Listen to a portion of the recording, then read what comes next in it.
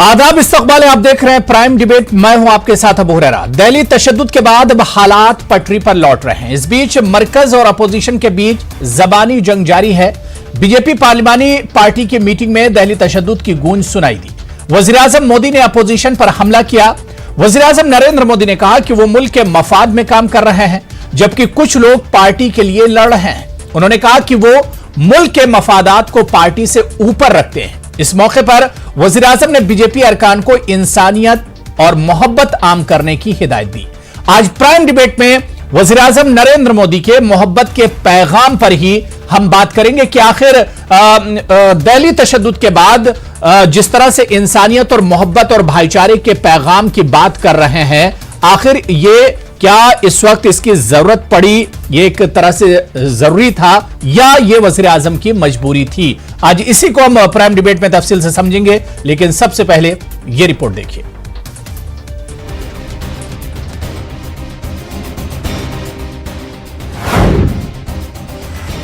वज़ीर-ए-आज़म मोदी का मोहब्बत का पैगाम। बीजेपी अरकान को इंसानियत आम करने की हिदायत। बड़ी देर कर दी मेहरबान आते आते। दिल्ली तशद्दुद पर मरकज और अपोजिशन के बीच जबानी जंग जारी है। बीजेपी पार्लिमानी पार्टी की मीटिंग में दिल्ली तशद्दुद की गूंज सुनाई दी। वज़ीर-ए-आज़म नरेंद्र मोदी ने अपोजिशन पर हमला किया। वज़ीर-ए-आज़म नरेंद्र मोदी ने कहा कि वो मुल्क के मफाद में काम कर रहे हैं, जबकि कुछ लोग पार्टी के लिए लड़ रहे हैं। उन्होंने कहा कि वो मुल्क के मफाद को पार्टी से ऊपर रखते हैं। वज़ीर-ए-आज़म ने कहा कि मुल्क की तरक्की के लिए अमन, यकजहती और इत्तेहाद जरूरी है। उन्होंने कहा कि हम मुल्क के मफाद में काम कर रहे हैं।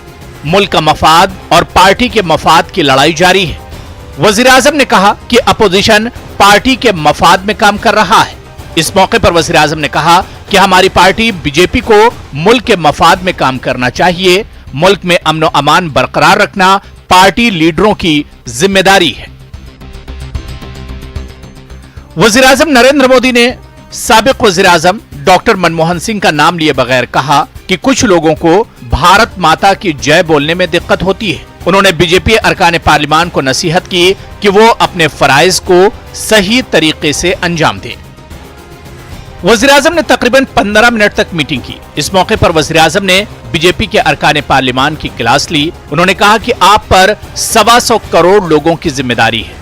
शहरियत तरमीमी कानून को लेकर शुमाल मशरिकी दिल्ली में हुए तशद्दुद के बाद वज़ीर-ए-आज़म मोदी ने यह बयान दिया है। दिल्ली तशद्दुद में तकरीबन 50 अफराद हलाक हुए हैं और 200 से ज्यादा जख्मी हैं। इसके अलावा बड़े पैमाने पर माली नुकसान हुआ है।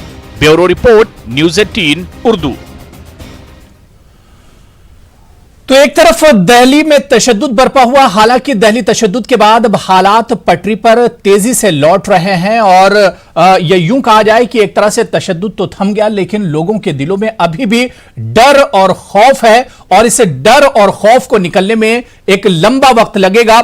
इस बीच आज वज़ीर-ए-आज़म नरेंद्र मोदी ने बीजेपी के अरकान पार्लियामेंट के साथ एक अहम मीटिंग की और इस मीटिंग में वज़ीर-ए-आज़म नरेंद्र मोदी ने भाईचारे, इत्तेहाद और अमन की बातचीत की। वज़ीर-ए-आज़म ने कहा कि मुल्क के मफाद के लिए काम करना चाहिए और मुल्क के मफाद में तरक्की बहुत अहम है और तरक्की के लिए भाईचारा बहुत अहम हो जाता है। अगर हम मिलजुल कर रहेंगे, आपसी भाईचारा रहेगा, तो मुल्क तरक्की करेगा।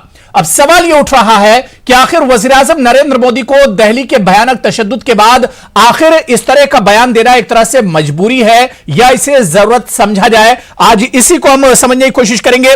और एक सवाल यह भी उठ रहा है कि वज़ीर-ए-आज़म नरेंद्र मोदी ने अमन और भाईचारे और इत्तेहाद का पैगाम जरूर दिया है, लेकिन क्या आपको नहीं लगता है कि तकरीबन एक हफ्ते के बाद जो तशद्दुद, भयानक तशद्दुद हुआ, उसके एक हफ्ते के बाद वज़ीर-ए-आज़म की तरफ से इस तरह का बयान आता है? कहीं बहुत देर तो नहीं कर दी वज़ीर-ए-आज़म साहब आपने इस तरह का बयान देने में? आपको यह बयान और पहले देना चाहिए था ताकि इतना ज्यादा नुकसान दिल्ली वालों का ना होता और इंसानियत का नुकसान नहीं होता। इसी पर हम प्राइम डिबेट में बात करेंगे।